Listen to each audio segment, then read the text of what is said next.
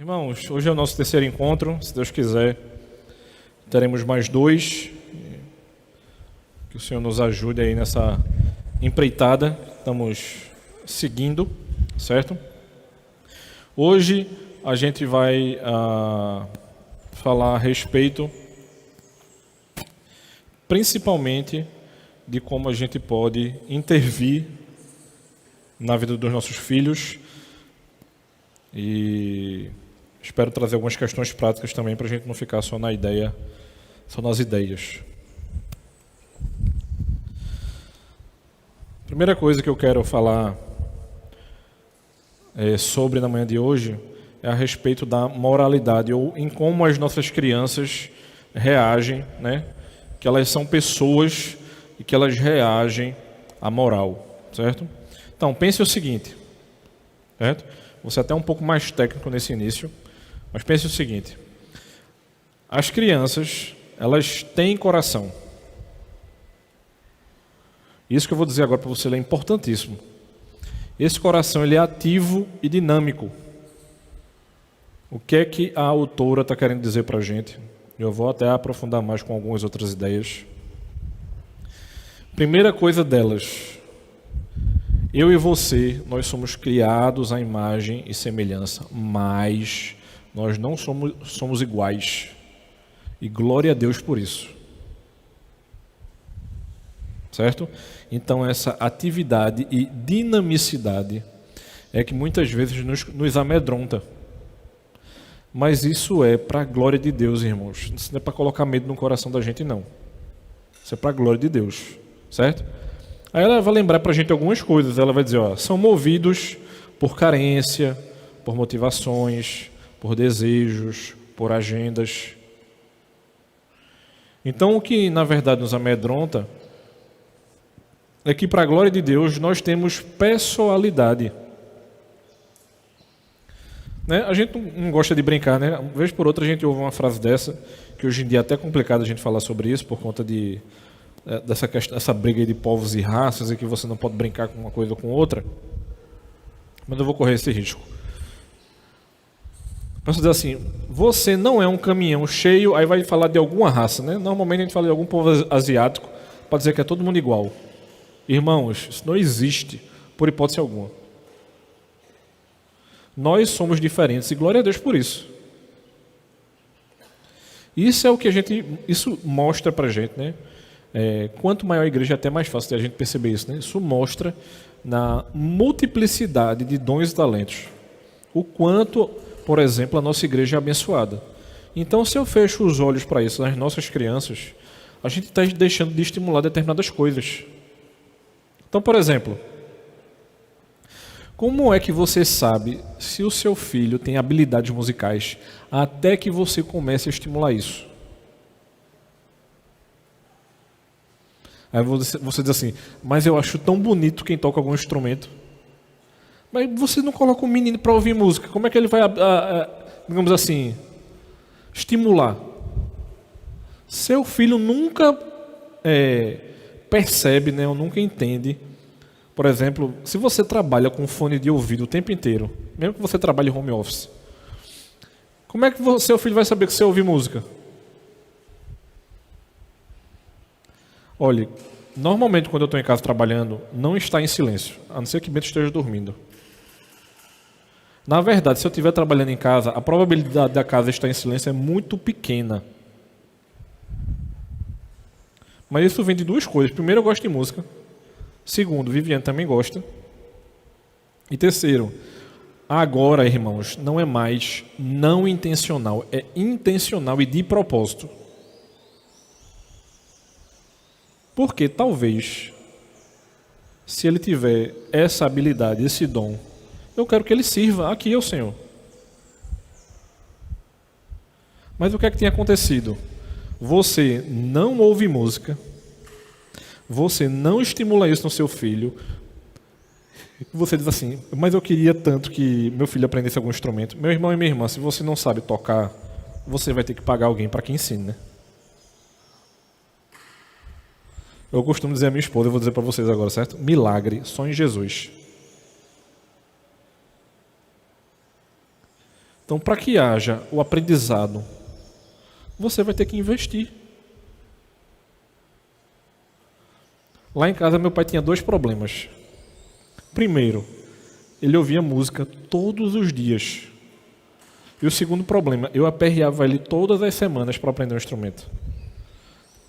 Lembrei de um terceiro. Eu aperreava todos os dias minha mãe em casa, porque eu batucava no sofá, nas panelas, na mesa, Minha mãe é uma santa. Ela está rindo aqui para mim. Mas eu aperreava, bichinho. Então, o que é que a Bíblia nos diz a respeito disso? Ela diz que tudo que usamos para substituir Deus pode se tornar um ídolo. Então, eu falei da questão da gente investir na vida de nossos filhos, essa questão da música, mas, por outro lado, certo? A gente pode ter um problema aí. O capítulo 20 de Êxodo nos lembra dos 10 mandamentos. Certo? E de que a gente deve adorar a Deus acima de todas as coisas. E de que a gente deve amar ao nosso próximo como a nós mesmos. Então, o que a gente pode, ou que a gente precisa tomar cuidado? O que a gente precisa ir, digamos assim, ajustando. É que essa questão da idolatria, irmãos, pode ser relacional, pode ser no casamento, pode ser nos filhos, pode ser nas carreiras, pode ser a respeito da alimentação, até mesmo do materialismo. Mas o pessoal diz assim, então quer dizer que música pode ser um problema? Pode. Se você falar mais de música com seu filho do que de Jesus, ele vai adorar a música e não a Jesus.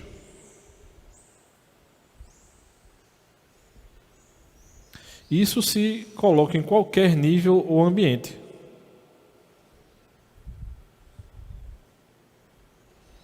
Então, por exemplo, eu amo dormir, certo?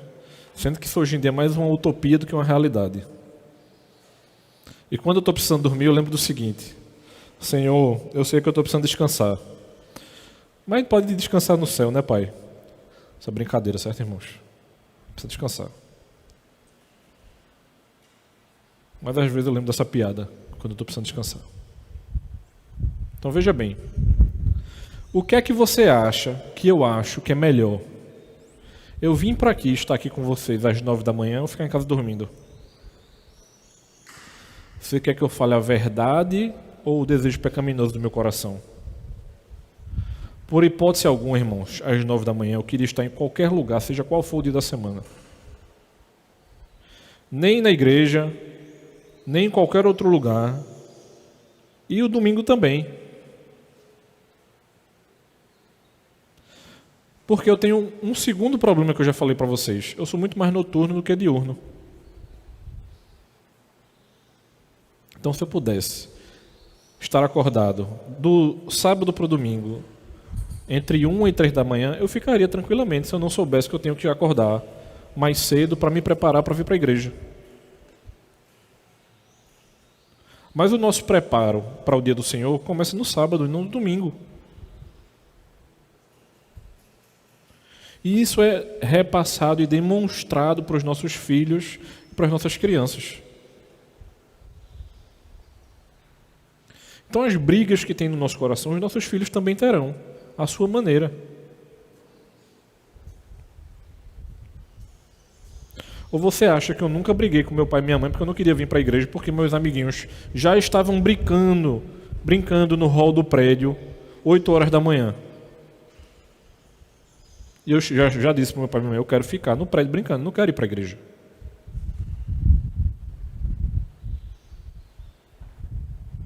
Aí é quando a gente chega no extremo. Mas pastor, meu filho estava tão cansado de deixar o bichinho dormindo. O problema, irmãos, é que o bichinho, quando tiver adolescente, ele não vai querer vir para a igreja.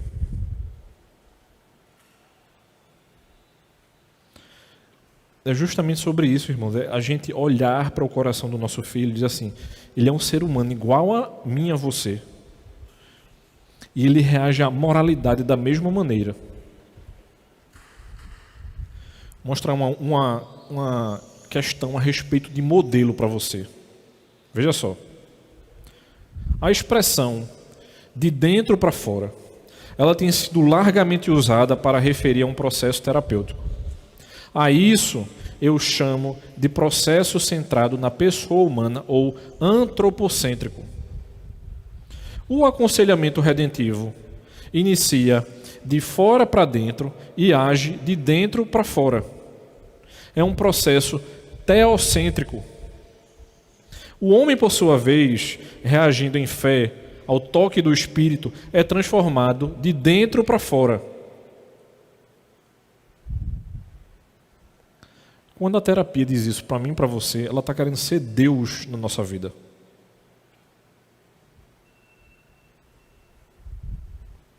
Então, se eu não entendo que o meu filho precisa de evangelho igual a mim, o buraco começa daí. Porque quem vai agir de dentro para fora nos nossos corações é o Espírito. Mas precisa haver um trabalho de fora para dentro, que é o nosso. Que eu vou olhar para o coração do meu filho e vou dizer para ele: você precisa de Deus igual a mim. E se a gente não fizer isso por ele, irmãos, alguém vai fazer. Veja que interessante. Nossas crianças, elas podem procurar isso nos colegas, nas posses, no prazer, seja ilegal ou inocente, na aparência, nas habilidades, no atletismo, na música ou no romance, esquecendo o seu primeiro amor, que é o seu Criador. Ter uma forte estrutura bíblica para entender as nossas crianças nos ajuda a olhar para a criança como um todo, tanto espiritual quanto fisicamente. Então, quando a gente ouve eu esqueci até a expressão que o pessoal usa. Quando a gente ouve que a gente precisa olhar para a criança como um todo, a Bíblia já disse isso. Sendo que eu e você acredita em algumas histórias que não são bíblicas.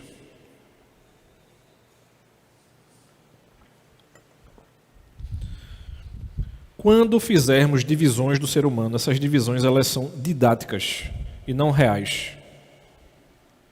Então, por exemplo, corpo e alma. É para você entender que você só não existe fisicamente. Mas isso não significa que existe essa divisão. Biblicamente, isso não existe. Ou você olha para o seu filho e entende que ele é um construto, ou como diz um dos grandes pensadores reformados, Hermann Doiver, que você olha para a pessoa como um ato e estrutura, ela é um ser completo. Então, quando eu olho para um ser humano, eu estou olhando para ele todo. Não estou olhando só para o corpo, não estou olhando só para a alma. Eu não consigo olhar só para um pedaço. E aí a gente vai poder entender que essa capacidade de nós, sejamos os pais ou as pessoas que instruem as nossas crianças na igreja, essa capacidade de falar redentivamente e de interpretar as experiências e dificuldades dos seus filhos, ela é crucial. Então, o que é que a gente precisa mostrar para as nossas crianças? Elas precisam enxergar que elas são e o que elas experimentam deve ser experimentado a partir de um olho bíblico. Então, o olho bíblico só é capaz de ter esse olhar se nós instruirmos as nossas crianças biblicamente. Então, quando alguém chega para a gente e diz assim, mas eu levo meu filho para a igreja, não resolve, meu irmão. Você trazer o seu filho para a igreja é uma briga, certo? De 6-1. Ele está sendo bombardeado durante os 6 dias da semana contra você e Deus, contra um que ele recebe instrução aqui na igreja. A instrução da igreja é para ser... Estou falando de instrução excedente ao culto, certo? Instrução do departamento infantil, do MICRIA. É para ser um complemento na vida do seu filho e não a única fonte de alimento que ele tem.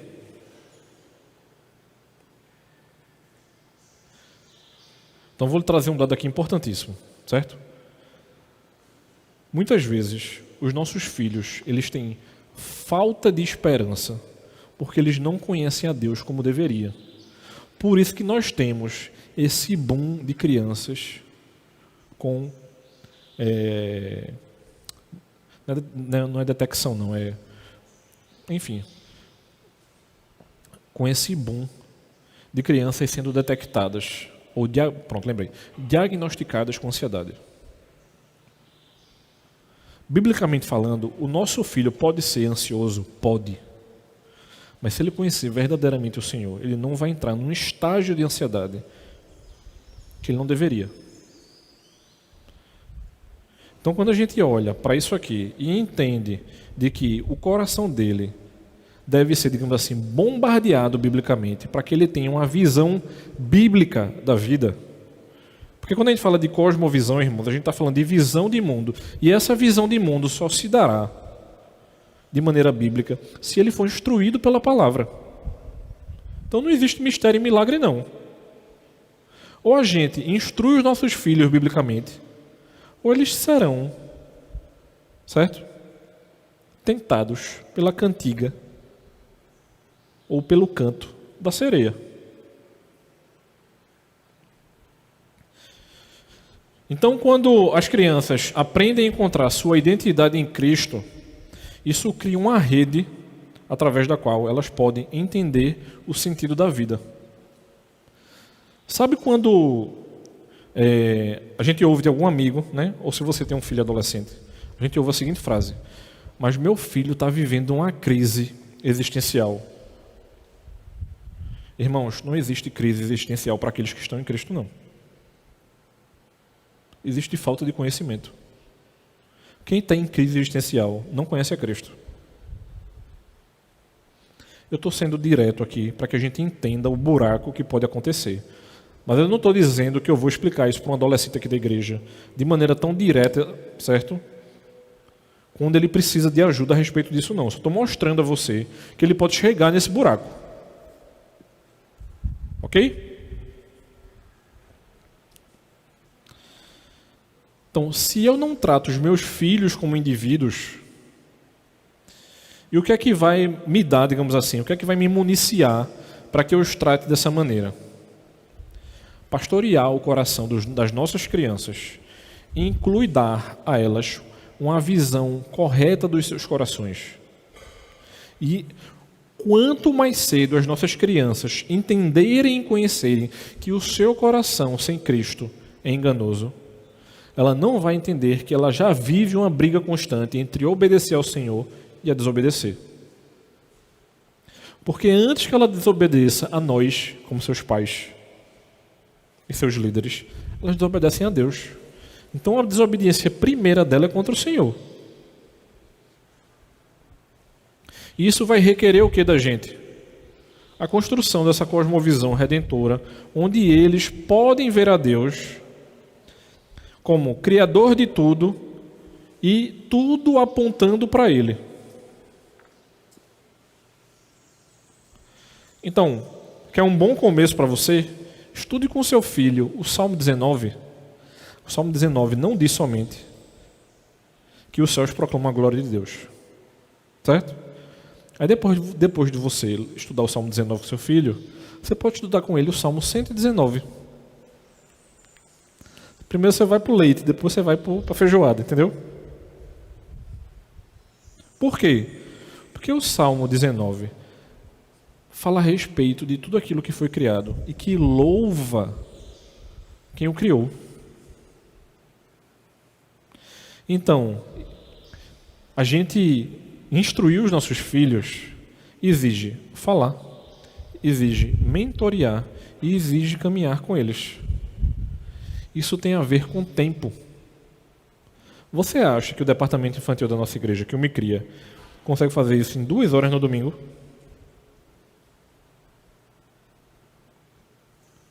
Uma de manhã e uma à noite? Hoje a gente está muito iludido. Então, instrução das nossas crianças é todos os dias. Com relação ao desenvolvimento deles, a gente pode ter um olhar a respeito de quando a gente olha para eles. Porque, por exemplo, quando eu olho para a fraqueza dos nossos filhos, quando uma fraqueza impede a vida diária ou os relacionamentos, os pais devem considerar qual intervenção é vantajosa. Então, por exemplo, imagine que o seu filho tivesse um problema de desenvolvimento. Mas que essa criança, apesar de não ter desenvolvido fisicamente tão bem, ela é um gênio. Você acha que esse gênio vai sofrer bullying na sua sala ou não?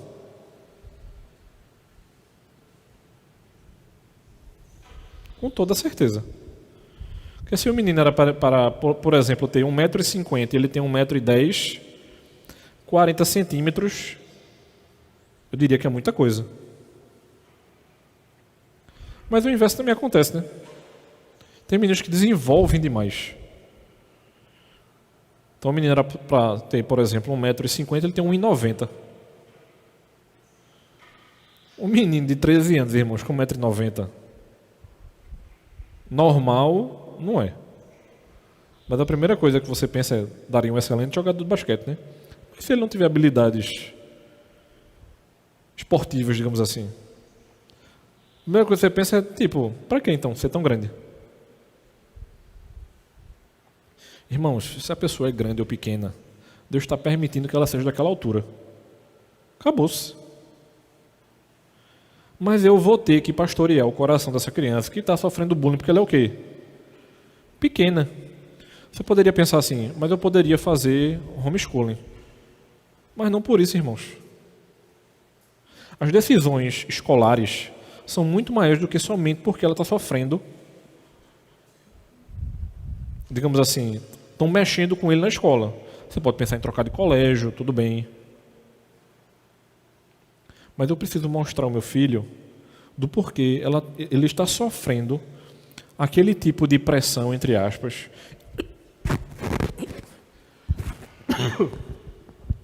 Que susto.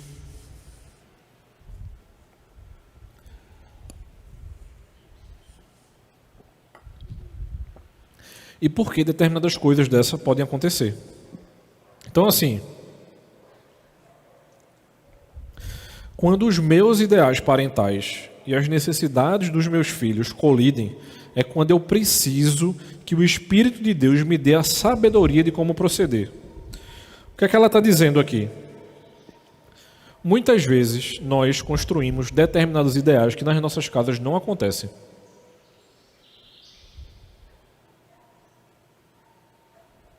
Então, por exemplo, quais são as possíveis decisões que talvez você precise tomar? Porque veja só, quando só está você e sua esposa em casa e não tem criança, ótimo. Você como marido, você só precisa pastorear o coração da sua esposa. Mas a partir do momento que você coloca um ser humaninho no mundo, suas decisões precisam ser revistas. E quanto mais criança, mais difícil em que sentido? Cada um tem um coração e cada um vai precisar ser pastoreado de um jeito.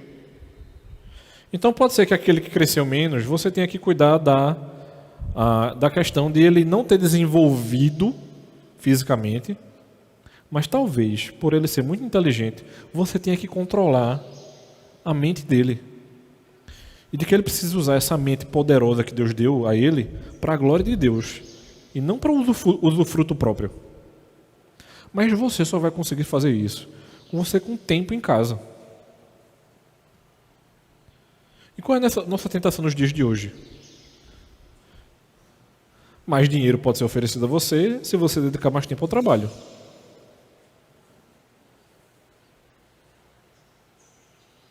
Porque é isso que a tecnologia tem nos oferecido, irmãos.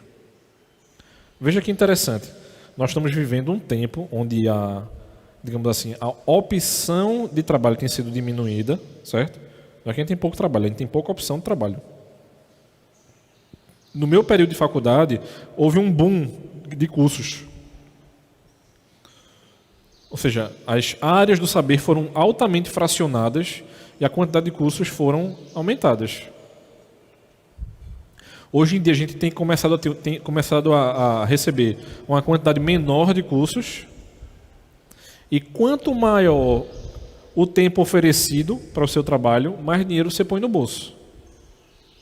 Aí eu pergunto a você, se você não dedicar tempo à sua esposa e aos seus filhos, ou ao seu marido e aos seus filhos, como é que você resolve essa equação? Isso tem a ver diretamente, irmãos, com contentamento. Felicidade e contentamento tem a ver com aquilo que Deus nos dá e se a gente entender o que Ele tem nos dado ou não. Porque se a gente não entender isso, a gente vai achar que a gente precisa ganhar muito dinheiro para ocupar os nossos filhos com o que o dinheiro nos dá, e a gente acha que isso é educar o seu filho. E não é isso que Deus tem nos dado, certo? Então, pense nesse exemplo. Pode ser que você queira desesperadamente oferecer educação domiciliar aos seus filhos, que não tem nada de errado, certo? Mas devido às circunstâncias inesperadas da vida, ou a claras necessidades e deficiências do seu filho, você se veja dependendo de um sistema escolar que está mais equipado a assistir às necessidades educacionais da sua criança.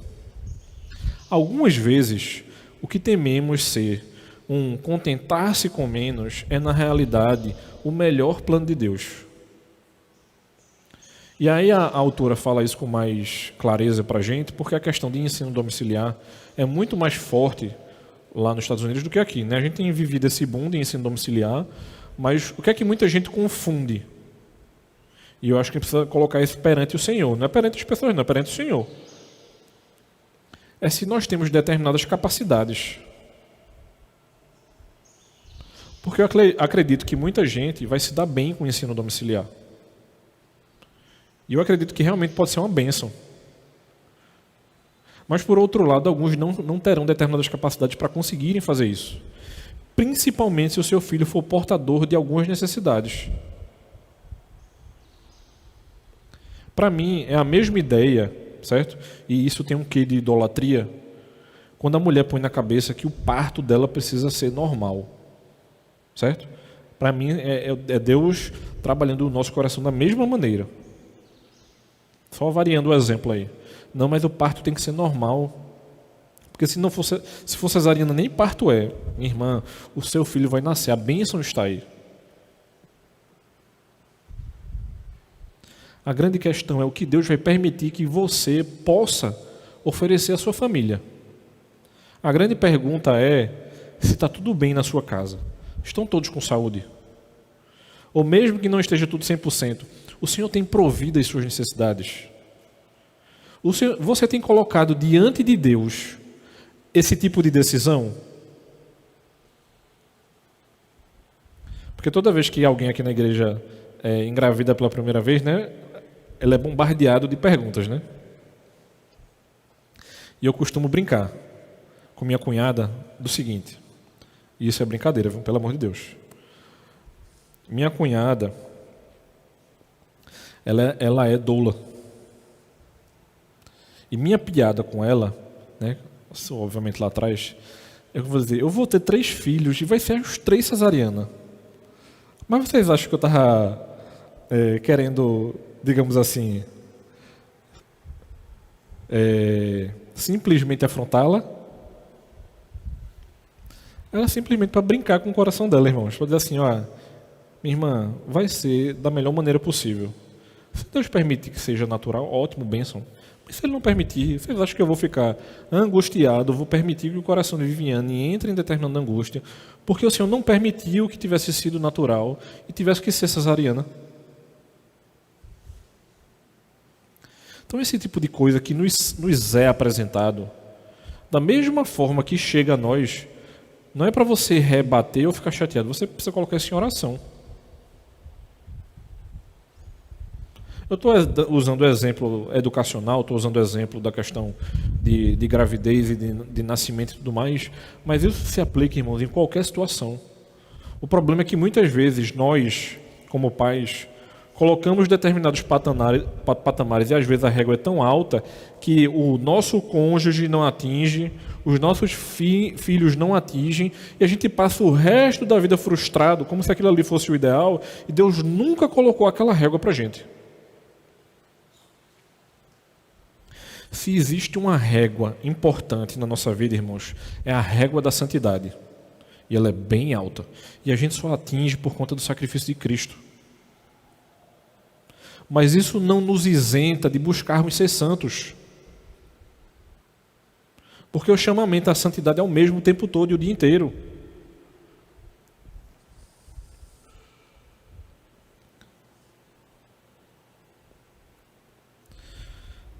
E aí a gente é convidado a tornar-se um estudioso da palavra. Para que a gente, digamos, consiga municiar os nossos filhos, a gente precisa ser municiado. Então a Escritura nem sempre nos dá conselhos específicos sobre como ajudar um filho em meio a uma birra, ou sobre o que fazer quando o seu filho, por exemplo, está mergulhado na pornografia. Mas ela nos dá o princípio para criarmos bem os nossos filhos a respeito de discipulado, disciplina, mordomia, direção e treinamento. E por que a gente está repetidamente batendo nessa tecla? Porque a gente sabe que a Bíblia ela nos ajuda a saber como nos engajamos emocionalmente nos momentos de ira, de dor, de ansiedade e de disciplina. Então, quando a Bíblia diz assim, irai-vos, mas não pequeis, isso primeiro precisa ser aplicado na minha vida para que o meu filho veja isso. Agora, você acha que os nossos filhos não nos verão em momento de ira pecaminosa nenhuma vez? Ou você acha que é Jesus? É óbvio que eles vão ver. O problema é quando você vive num perigo, né, numa estrutura de ira o tempo inteiro, e você quer dizer para o seu filho que você tem uma doença. Eu posso dizer qual é a sua doença, meu irmão. Você quer saber mesmo? Sua doença é o pecado. Porque quando você começa a dar desculpa para sua esposa, para o seu cônjuge, para os seus filhos, você vive o tempo inteiro irado, ou quando você joga a culpa para o outro, né? Você diz assim, mas são vocês me deixam assim o tempo inteiro. Ainda assim, meu irmão, minha irmã, ira pecaminosa é pecado, pronto. Então, quando a gente olha para esses exemplos, por exemplo, em como a gente passa, como a gente lida com a dor. Eu lembro como se fosse hoje, eu não lembro o ano, certo? Mas eu lembro como se fosse hoje. Meu pai recebendo a ligação de que meu avô tinha falecido. E eu olhei em como ele reagiu a essa notícia. Ele devia ter uns 5, 6 anos. Né, mãe? Não lembro o ano exatamente, mas eu lembro assim, muito, muito claramente dele recebendo a ligação de que meu avô tinha falecido. Então veja que interessante, meu avô era um matutão velho aqui do interior. Aí passou uns dias na casa do meu pai e depois foi para São Paulo ver minhas tias. Ele não volta. E minha avó já tinha falecido há alguns anos. Mas eu pude olhar para o meu pai em como ele reagiu a essa dor. Anos depois, meu avô materno falece. Vamos botar aí uns 8 anos, 10 anos, sei lá. E minha mãe recebe a comunicação do falecimento do meu avô. Minha mãe reage completamente diferente à dor. Ou você queria que eu esperasse que meu pai recebesse de um jeito e minha mãe recebesse igualzinho? Você acha que os nossos filhos, vão reagir como a perdas? Da mesma maneira? Um não vai parar de chorar, um não vai chorar nada. A gente só vai perceber que está passando por necessidade por conta da perda dias depois. Um não vai parar de falar sobre o assunto. E nós reagimos de maneira diferente. Às vezes você reage de um jeito e o seu filho do outro. Mas a gente quer colocar todo mundo dentro do mesmo balaio. E não é assim que a gente lida com pessoas.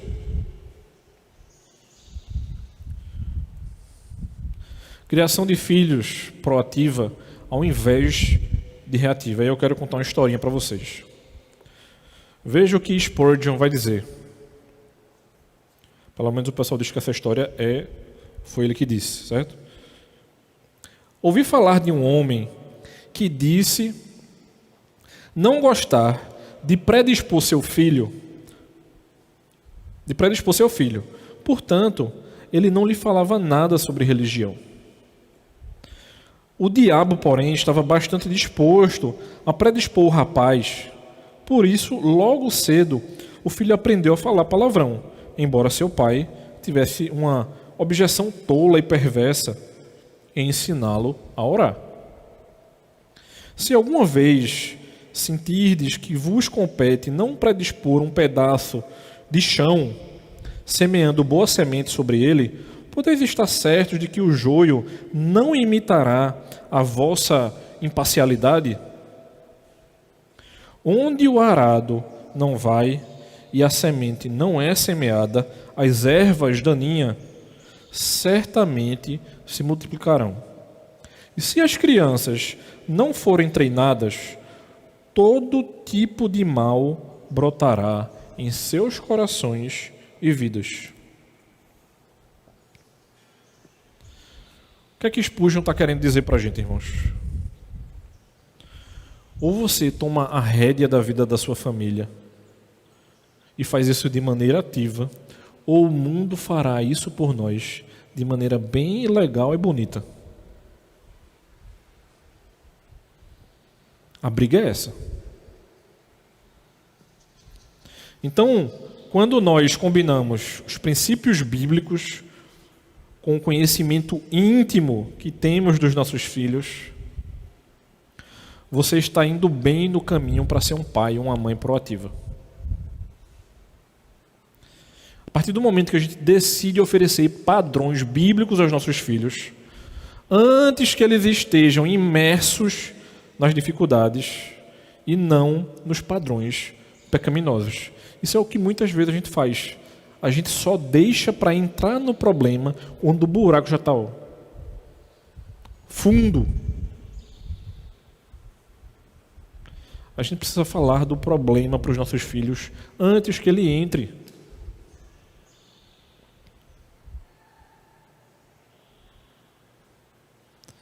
Ensina o teu filho no caminho que ele deve andar. Eu só lembrava disso na minha adolescência. Eu nem lembro se eu contei isso para minha mãe. Se eu não contei, eu vou contar hoje. Meus amigos na escola diziam assim, bora pro bar. Aí eu dizia para ele, para quê? Para eu carregar vocês depois?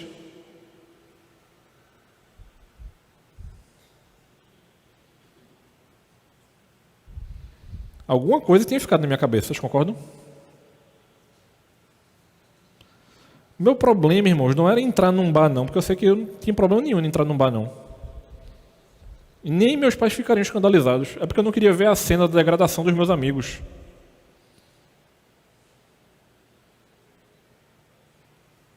Porque uma coisa, meu irmão e minha irmã, é você abrir uma garrafa de vinho para fazer uma refeição na mesa da sua casa. Outra coisa é seu filho presenciar os amigos completamente entorpecidos.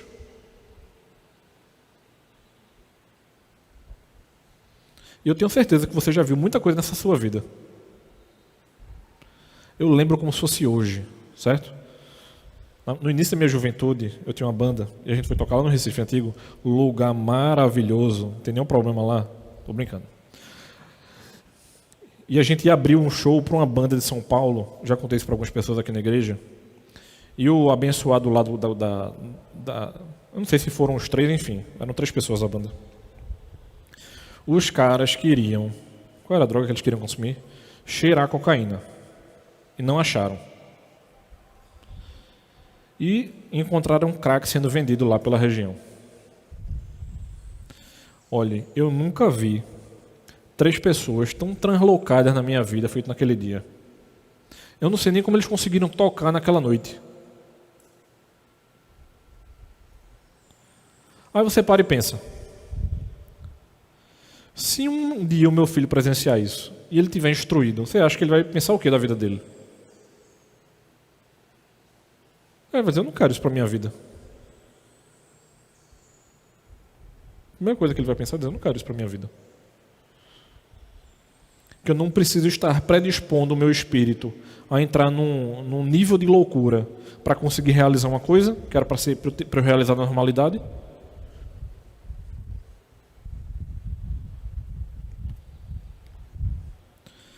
Então, a partir do momento que a gente se predispõe a isso, o que a gente vai perceber? A gente vai perceber que é melhor ensinar-lhes o modo de vida de Deus do que esperar até que eles tenham seguido o seu próprio caminho errado E aí o que é que essas crianças precisam? Elas precisam de uma visão bíblica da vida e do mundo à sua volta.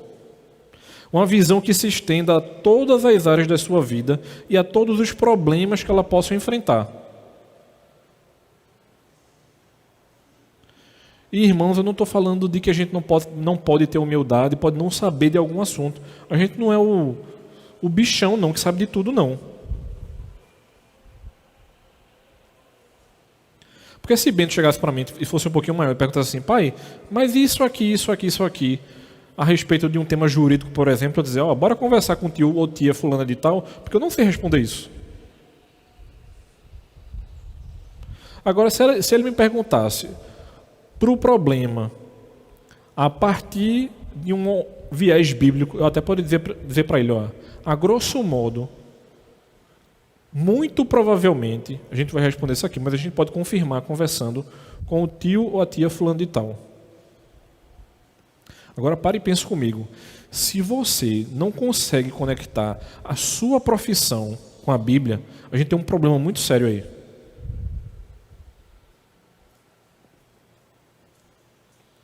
Porque se você não consegue explicar biblicamente a sua função aqui no mundo, você não vai conseguir explicar isso também para o seu filho.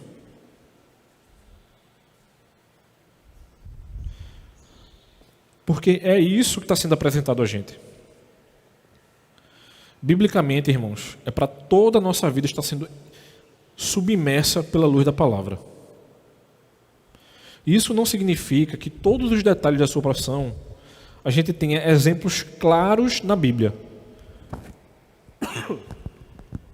Mas isso significa, certo? Que de maneira geral, a gente vai olhar para a nossa profissão e vai dizer assim, biblicamente eu consigo responder isso.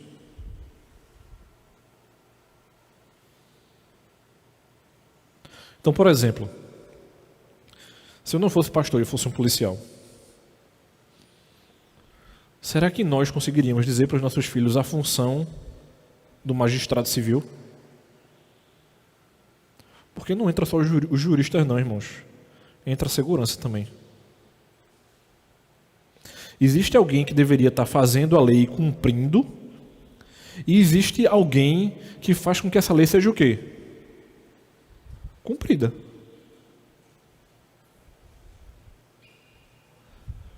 Eu adoro tocar nesse tema porque normalmente a igreja fica chocada. Mas eu gosto, né? Eu gosto de ser mensageiro do caos. Biblicamente falando, irmãos, algumas pessoas que cometem determinados crimes deveriam estar sendo mortas. É nossa hora que alguns de vocês fazem, oh meu Deus, pois é, deveria. Então, a pena de morte não é uma coisa absurda. Porque a criminalidade deveria ver, se eu chegar nesse nível, eu vou ser morto. Mas se ele se arrepender, pastor, que bênção, irmãos, ele vai para o céu, mas vai ser morto da mesma maneira. A única diferença é essa. Então, isso é o que acontece quando a gente começa a aceitar uma ética que não é bíblica e acha que a nossa ética é bíblica e você quer pegar a sua ética que não é bíblica e colocar dentro da Bíblia. Eu sei que eu estou indo para um extremo muito grande aqui agora. Mas são de detalhes pequenos a grandes que fazem com que a gente instrua o nosso filho. Porque em como tem funcionado a nossa justiça, eu me questionaria se meu filho hoje quiser ser policial. Porque a gente precisa da polícia. Mas a justiça não tem deixado a nossa polícia trabalhar como deveria.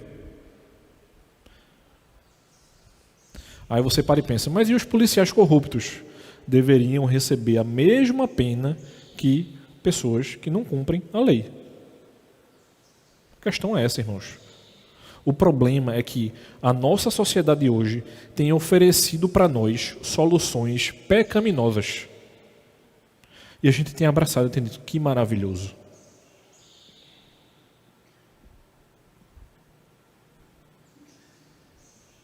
Aí você para e pensa, então o senhor está querendo dizer que um marido que espanca a sua esposa não deveria ser punido, deveria estar preso há muito tempo. Porque se começar a ser preso, no instante acaba com isso. Porque quando o governo vem com essa falácia, essa conversa mole de feminicídio, por exemplo, irmãos, do que é que adianta combater o feminicídio e a pessoa não ser presa como deveria? Eu tenho um problema que não está sendo resolvido. Então é esse tipo de detalhe que, conforme os nossos filhos vão crescendo e a gente não vai sabendo responder, que faz com que os nossos filhos olhem para a Escritura e digam assim: como é que eu reajo a isso aqui? O problema está aí, certo?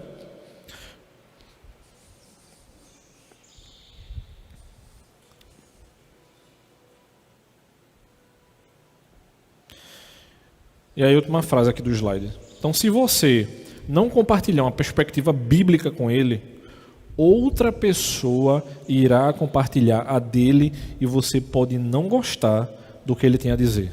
É por isso que nós temos visto os nossos adolescentes e jovens da igreja indo embora. Porque o trabalho que não foi feito na infância, às vezes nós não corremos atrás do prejuízo durante a adolescência e quer correr atrás do tempo perdido quando ele já está fora. Certo? Agora, uma coisa que eu quero deixar bem claro para você na manhã de hoje: não confunda a obstinação pecaminosa do seu filho com você não tê-lo educado nos caminhos do Senhor. Às vezes, nós vamos educar os nossos filhos nos caminhos do Senhor e ele vai querer, digamos assim, decidir pela sua vida. E a única coisa que você vai poder fazer pelo seu filho é orar, porque ele já foi ensinado nos caminhos do Senhor. Por fim, para que a gente não perca as esperanças, o Espírito de Deus está em ação e intimamente envolvido em nossa paternidade. Deus, como nosso Pai, tem cuidado de nós como seus filhos. Então, nos momentos em que nós nos sentimos mais confusos, perdidos ou com o coração partido, a gente pode confiar, irmãos, de que o Espírito intercederá por nós e nos guiará. E não se engane não, isso vai ser mais comum do que você imagina. Porque uma coisa que eu gosto de dizer muito aos homens aqui da igreja: vez por outra, a sua esposa vai lhe colocar numa encruzilhada. E eu adoro quando isso acontece, porque a gente se mostra dependente do Senhor. Vez por outra, vivendo, me perguntam umas coisas, elas assim: e aí? Eu disse: eu não sei. Às vezes, irmãos, eu vou dormir orando, eu acordo orando e ainda não sei responder a minha esposa. Mas uma coisa eu tenho certeza: eu confio num Deus que cuida da minha casa. E algumas coisas que a gente não sabe responder ao nosso cônjuge, ou que talvez a gente não saiba responder aos nossos filhos, o Senhor nos ajudará. Agora, nós precisamos ser dependentes dEle. E isso é uma das coisas mais difíceis que tem sido a nós como igreja do Senhor, nos dias de hoje. Sermos dependentes. Então pense o seguinte: você pode estar pensando, mas meu filho, pastor, ele é muito difícil. Você não faz ideia de quem é meu filho, não. Eu posso até não fazer ideia de realmente quem seja seu filho. Mas ainda assim há esperança, irmão. Veja, na sabedoria de Deus, Ele combinou filhos e pais, sabendo que às vezes nossas personalidades e propensões estariam em desacordo. Essas diferenças divinamente criadas enriquecem o nosso relacionamento uns com os outros e nós nos tornamos ferro de afiar.